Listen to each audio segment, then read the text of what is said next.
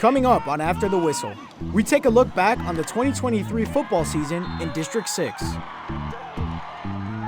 Plus, we reveal our season awards for Player of the Year, upcoming team, and top 5 plays.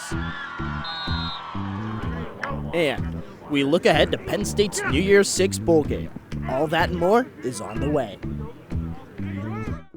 Hello and welcome into After the Whistle, brought to you by Com Radio, Center County Report, and Penn State's Chapter of Awesome. I'm John Drager. And I'm Carlos Garcia. Stay tuned for our After the Whistle awards coming up.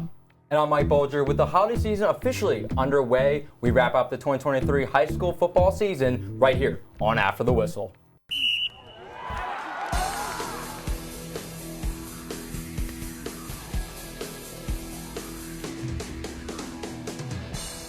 We kick off our recap show in Bald Eagle, where After the Whistle reporter Nico Rodriguez caught up with head coach Jesse Nagel. Nico, what did you see from the team? Yeah, Mike. So Coach Nagel said that it is always the expectation to win a state championship, and they thought this was the group of guys this year, but they ran into a hammer with Southern Columbia. Let's take a look. The Bald Eagle area, Bald Eagles had one of their best seasons in recent memory.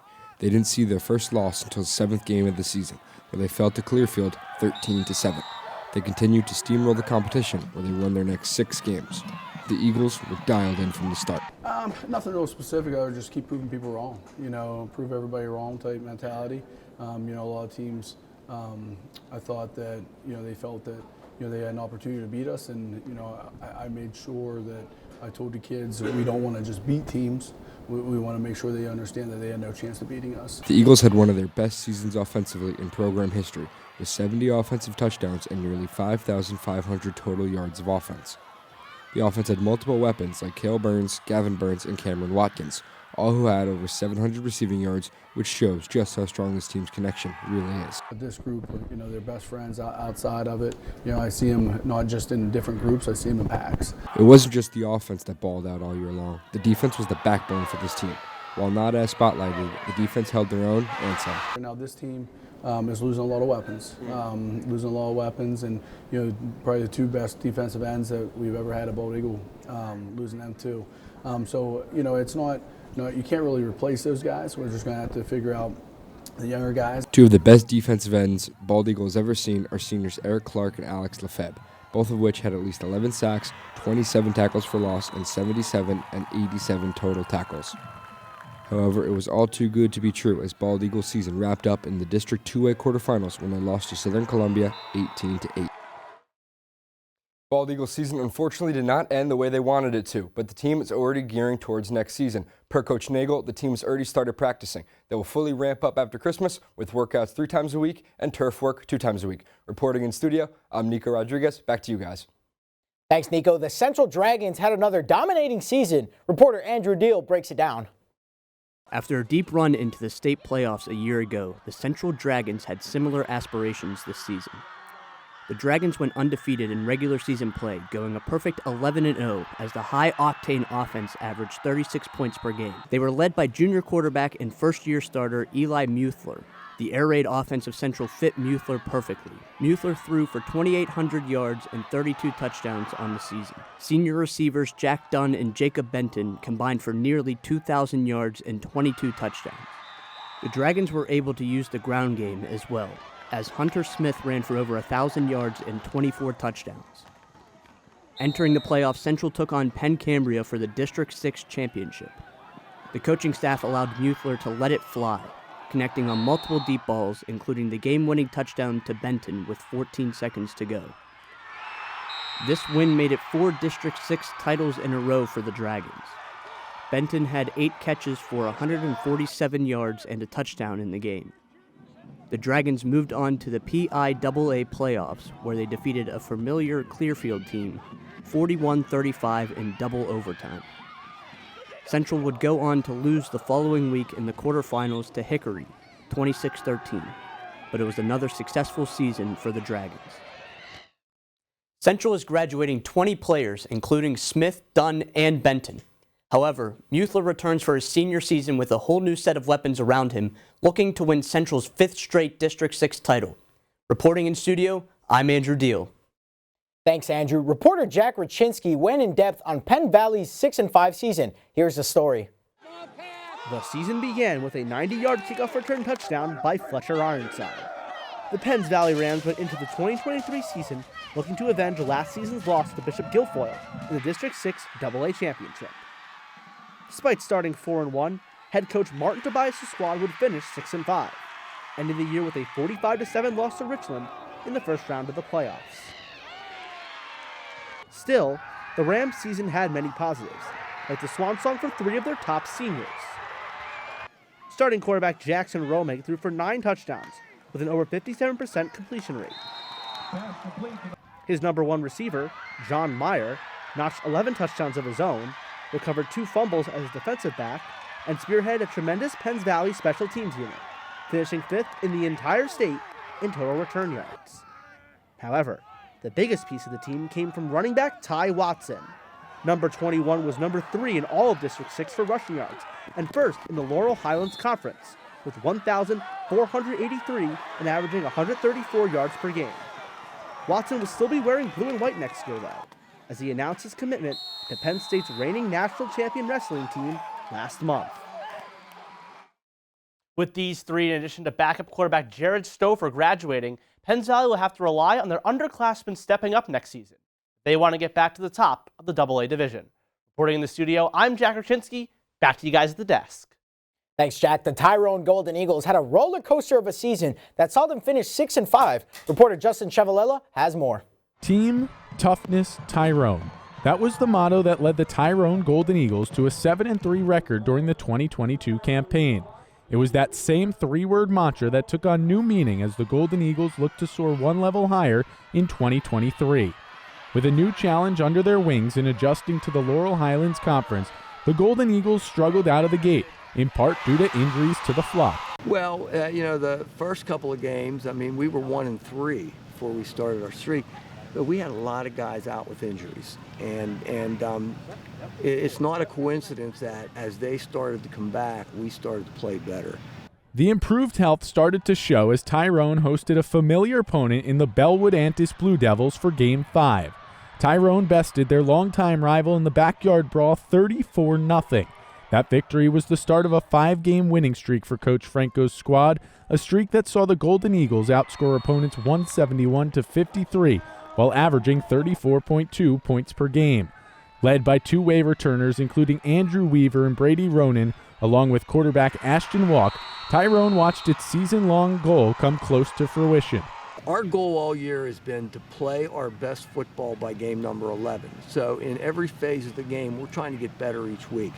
Game number 10 disrupted the flight of the Golden Eagles as they were knocked off by 2 points in a competitive battle against Forest Hills. Ultimately, game number 11 finished in a similar fashion for Tyrone as it lost by 4 points to Penn Cambria. Although the season ended in heartbreak, Team Toughness Tyrone prevailed as the Golden Eagles made a slow start turn into a playoff year. Reporting for After the Whistle, I'm Justin Chevalella. Thanks, Justin. Now it's time to announce the first After the Whistle Award, our up-and-coming Team of the Year. Yeah, we know this team had a rough 2022 season, but had a bounce-back year this year. So, our 2023 up-and-coming Team of the Year award goes to Hollidaysburg Golden Tigers. From sacks, interceptions, and blocked field goals, the Golden Tigers went through it all, ending last year's season 20th in District 6 with a 2-8 record.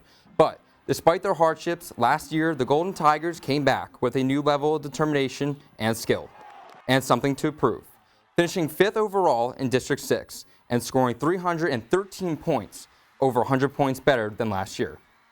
Hollidaysburg closed their season off as a Class 5A champions. We'll see next year if this upward trend continues. Our own Annika Wagner joins us in studio. Annika, how did Hollidaysburg do this season? Well, I won't give it away too much, but it was a different looking team this year out at Tiger Stadium. The Hollidaysburg Golden Tigers were hungry coming into the season, looking to improve on a devastating 2-8 record the year before. The Golden Tigers were eager to make a complete turnaround and make their mark on the 2023 season. In their first game against Altoona, Hollidaysburg tested the water, switching between quarterbacks. But ultimately, it was junior Maddox Bainey who stepped into the role. In his first year as the Golden Tigers starting quarterback, Bainey showed his passing abilities, bringing a new element of chemistry the Golden Tigers so desperately needed going into the season. Bainey threw for about 1,100 yards with a completion percentage of 562. He threw 17 touchdown passes. Another element that added to the Golden Tigers this season was Drew Weiland, who led the rush game for Hollidaysburg.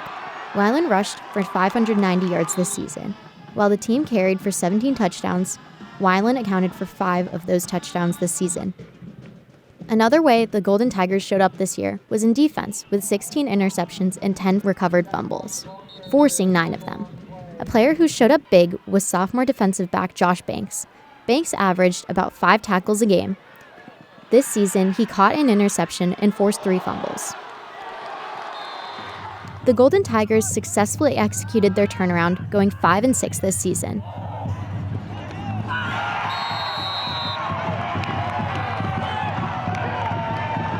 Hollidaysburg will look to continue moving in the right direction next year under head coach Homer Delatra.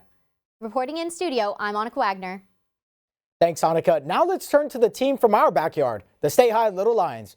Reporter Cora Rodriguez recaps their year that looked a little different from 2022. In the backyard of the Nittany Lions, the State College Little Lions completed their season below their expectations. With a 7-4 record, this team has seen adversity in 2023. The Little Lions started off with a win, but one missed field goal against Downington East, they notched their first loss. But Michael Gall was not worried about that game. Our resiliency to really get that to a 2-point game and then have a field goal missed by maybe a foot, probably less than that. I'm really proud of how we bounced back and we didn't back down. They punched us in the mouth and we stood right back up. He would be correct, because what followed was a 4-game win streak, which looked to be a start of another groundbreaking season. But with every win streak, there are tough teams to break it, and that was Harrisburg. The Cougars came to Memorial Field and beat the Little Lions 20-0. After this loss, something changed within the Little Lions. State High beat teams by 20-plus points per winning game, but after Harrisburg, they could not reach over 10-plus point differential. State College played Altoona before and after Harrisburg, and the score difference was noticeable. Before Harrisburg, State College crushed Altoona at home 49-7. However, after Harrisburg, the Little Lions could only hold a 10-point differential against them, ending at 16-6. The yardage before this turning point game was impeccable, with Eddie Corkery contributing these yards. On average, State College moved that ball 250 yards per game. After Harrisburg, the Little Lions' yardage dropped over 100 yards per game, averaging to about 150 yards. Even though the Little Lions had a tough season compared to last year, there were still outstanding players on the season. One being Ty Salazar. He is the current record holder for the most receiving yards in one career, beating the previous 1,547-yard record. Salazar heads into his senior year with 1,681 yards. State High would go on to the PIAA District 6A Championship, but were knocked out the first round against McDowell. They lost 47-20 to end their season. Reporting in the studio, I'm Cora Rodriguez. Thanks, Cora. Now let's look at Penn Cambria's season and their run into the playoffs. Reporter Bronwyn Leiber has more. While the regular season didn't end as they would have liked, the Penn Cambria Panthers continue to show steady growth since its 2-8 record 5 seasons ago. Since 2019, the Panthers managed 3 wins in 2020, 6 wins in 2021, and 2 9-win seasons in the past 2 years. Penn Cambria's undefeated record at home and 93 record paved the way for head coach Nick Fielas and his squad to make a deep playoff run. Entering the postseason, the Panthers saw themselves in a similar situation to last year when they were knocked out after an ugly first-round performance to Central. Vengeance in their eyes, the Panthers redeemed themselves with a first-round 32-28 victory over Tyrone by scoring 13 unanswered points in the fourth quarter. The Panthers' offense was the clear standout as they had a monstrous 402 carries, which translated to 2,016 rushing yards. The offense alone stayed moving as running back Thomas Plunkett averaged 70.3 rushing yards a game, which led him to totaling for 18 touchdowns on the season, along with wide receiver Gavin Harold combining for 1,614 all-purpose yards. On the defensive end, Derek Height managed 8.5 tackles per game and then a tremendous 11 sacks on the season, ranking him in the top 20 for sacks in the state of Pennsylvania. After finishing 4th in the Laurel Highlands Conference and making a second-round playoff appearance, Penn Cambria has a lot to be proud of as they head into their offseason. Will Penn Cambria continue their 4-year season growth into a 5th? Only time will tell for these Panthers. Reporting in studio, I'm Bronwyn Leiber. Thanks, Bronwyn. After watching and waiting for conference championship weekend to solidify the college football playoff, number 10 ranked Penn State now has its bowl game destination, the Peach Bowl in Atlanta. Reporter Mac Young has more on the Nittany Lions matchup with an unfamiliar SEC team. The Nittany Lions had a season of exciting highs and crushing lows. For the second straight year, the Nittany Lions have finished the regular season with a record of 10-2. Now, Penn State will play in its first ever Peach Bowl against Ole Miss of the SEC. Coach Lane Kiffin of the Rebels sees this game as a great recruiting opportunity. Anytime that your players are having success on the field and doing well, helps you in recruiting. Meanwhile, the Nittany Lions are dealing with lots of moving parts, with potential player opt-outs and the recent hiring of new offensive coordinator Andy Kotelnicki. The former Kansas OC will offer explosive play calling in 2024, but Penn State coach James Franklin says not to expect Kotelnicki to call plays right away. Andy will be here more just taking everything in, getting a feel for how we operate, the culture, very similar to when we hired Manny. Penn State will look to snap a 3-game losing streak to SEC opponents in bowl games December 30th at noon in Atlanta. Thanks, Mac. Well, guys, if Penn State wins the Peach Bowl, they'll be the first team in college football history to win all 6 New Year's Six bowl games. That's pretty impressive. Absolutely. And considering that neither Alabama, Georgia, Ohio State, nor Michigan haven't even done that feat yet. Absolutely. And with his first year starting quarterback, it's pretty impressive stuff. And when quarterbacks face their very first start season, there's bound to be some growing pains. But for this player, he learned from the best and hit the ground running. Our player of the year is the Swiss Army knife who led Central to a 4th straight District 6 title, that being quarterback Eli Muethler. Muethler took over for the Dragons at quarterback for the graduated Jeff Hohenstein, who threw 51 touchdown passes in 2022. With the offense now led by him, Muethler quarterbacked the Dragons' playoff run as he threw for over 2,800 yards and 32 touchdown passes in his junior campaign. He is also in the Central secondary, recording 7 interceptions and finishing 5th on his team with 43 tackles. Muethler will be back for his senior season next year. Muethler seemed to have done it all, guys, for the Dragons, and including partaking in one of our top plays of the year. And speaking of top plays, I think it's time we hop into our top 5 plays from this season. There were a ton of highlight plays throughout this 2023 season. Either it was through the air or on the ground, but these were handpicked to be our favorite game play moments. We're going to kick things off with number 5, Garden Spot's Kai Harding. Quarterback there, throwing that screen pass. What? Trenton Hoover goes past the defender, breaks a few tackles with the spin cycle, and finds open grass ahead. Takes it 57 yards for the score. Now, we're going to stop it, come back to the play, and we're going to slow it down for you right here. He gets that screen, jukes immediately past that defender off the catch, and just spins his way out of trouble, breaking 2 defensive tackles. What a play for the Garden Spot receiver. That's a good play, but let's hop into number 4 here now. Tyrone's Ashton Walk, the quarterback, dropping back, unleashes a 39-yard bomb downfield and going up to get it. None other than Drayvon Crowell, the big man, going up over 1 and 2 defenders and making his way into the end zone. Let's look at that one more time. I'll do a little impersonation here of Booger and Randy Moss. You got Moss, son. Over 1 and 2 defenders one more time jumping into the end zone. Those two are good, but not as number 3 as Xander Richardson spinning and cutting. Oh my goodness, and wait for it. Oh, there's the stiff arm right into the ground. I'm sorry, did Marshawn Lynch unretire and nobody tell me this? He's gonna go all the way into the end zone, but you guys know, we have to look at that again. Look at this spin move. Oh my goodness, right there, the cut, and then, as you know, right here, putting him right in the ground. What a stiff arm, what a play.